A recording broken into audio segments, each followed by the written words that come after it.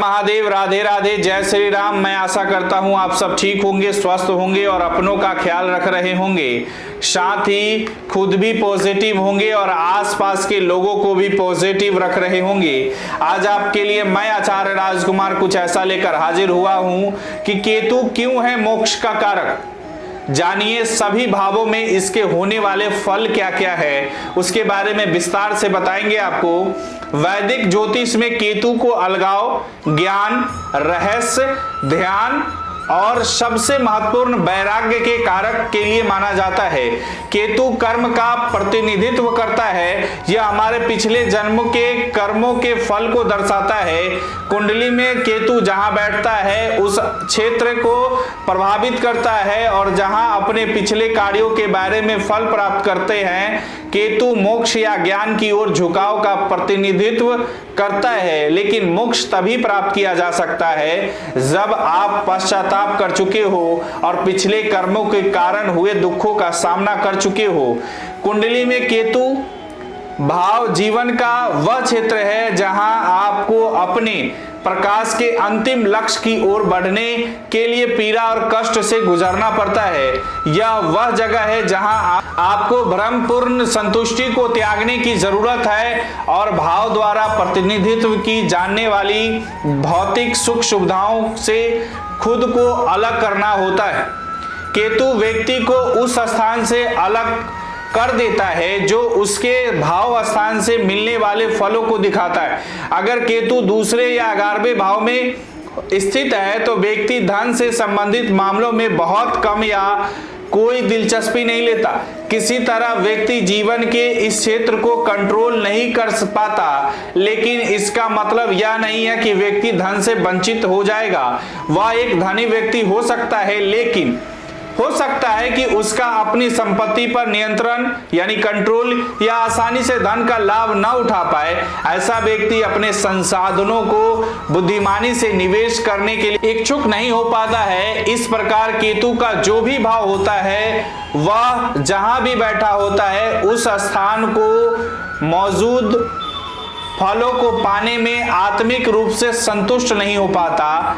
व्यक्ति की कुंडली में केतु जिस क्षेत्र का प्रतिनिधित्व करता है उस क्षेत्र में व्यक्ति को सबसे अधिक अनिच्छा और वैराग्य का सामना करना पड़ता है। व्यक्ति उस भाव के प्रभावों से घिरा हुआ महसूस करता है, लेकिन फिर भी अलग नहीं हो सकता है। इस तरह से भ्रम, मानसिक अशांति और संघर्ष का सामना करना पड़ता है।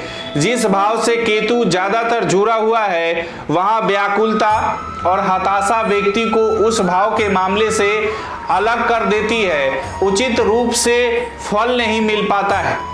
वैदिक ज्योतिष में केतु का महत्व एक पुरानी कथा के अनुसार हिरण्यकश्यप की पुत्री सिंहिका का विवाह विप्रचिति से हुआ था। उसने स्वरभानु नाम के एक राक्षस को जन्म दिया।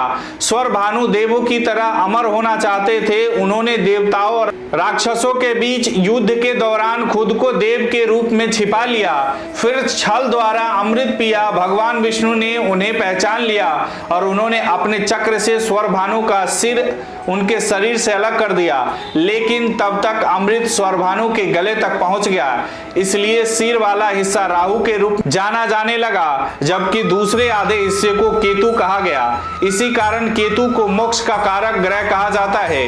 केतु को कई अलग अलग नामों से जाना जाता है, जैसे ध्वज, शिखी और राहु पूछ। जन्म कुंडली में केतु का प्रभाव प्रत्येक अलग अलग राशियों में अलग अलग फल देता है। यदि आपकी कुंडली में केतु मीन में है तो वह अपनी ही राशि और स्वराशि में माना जाता है, या अपनी मूल त्रिकोण राशि में है। यदि यह मकर राशि में है, केतु यदि वृश्चिक राशि में होगा तो मजबूत होता है। केतु धनु राशि में भी उच्च का होता है। केतु वृष राशि में नीच का है, मिथुन राशि में होने पर भी यह नीच का होता है। केतु की यह स्थिति उच्च अवस्था के ठीक विपरीत होती है। नीच का केतु व्यक्ति को असहाय और अलग महसूस कराता है।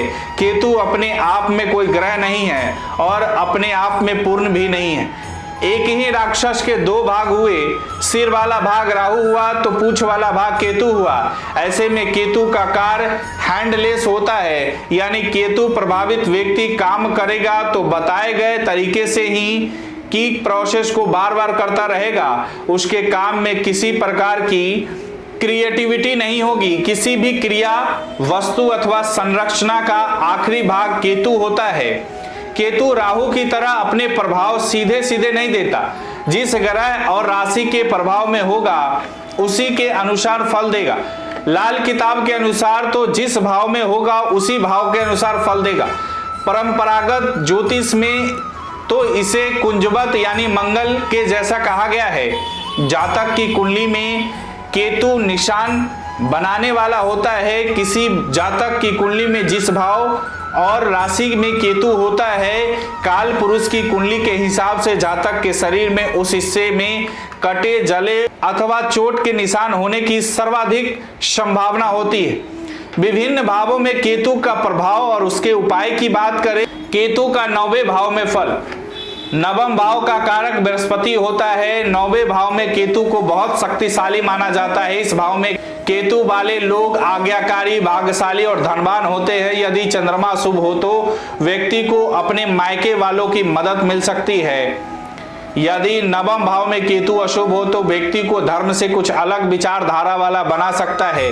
पीठ में दर्द, पैरों में समस्या हो सकती है। 9वां घर बृहस्पति का होता है जो केतु के पक्षधर है और 9वें भाव में केतु उच्च का माना जाता है। ऐसा जातक आज्ञाकारी और भाग्यशाली होता है। जातक का धन बढ़ता है।